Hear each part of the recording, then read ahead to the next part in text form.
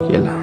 එක දවසක් මාතලී දිව්‍ය පුත්‍රයා චක්‍රදේවේන්ද්‍රයන් වහන්සේගෙන් අහනවා ස්වාමීනි මේ පස්පව් කරන නරයන්ට ඔබ වහන්සේ වන්දනා කරන්නයි කියලා. වර්තමානයේ නම් චක්‍රදේවේන්ද්‍රයන් වහන්සේ සෝවාන් වෙලා ඉන්නේ.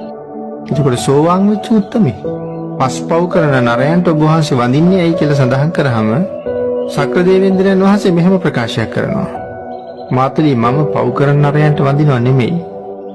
යේ ගහට්ටා පුඤ්ඤකාරා සීලවන්තෝ උපාසකෝ ධම්මේන දාරං පෝසෙන්ති තං නමස්සාමි මාතලී. මාතලී මනුස්ස ලෝකේ ඉන්නවා යේ ගහට්ටා පුඤ්ඤකාරා සමහර ගෘහපතියෝ ඉන්නවා බොහෝම හොඳට මේ කර්මඵලය දැනගෙන පින්කම් කරනවා.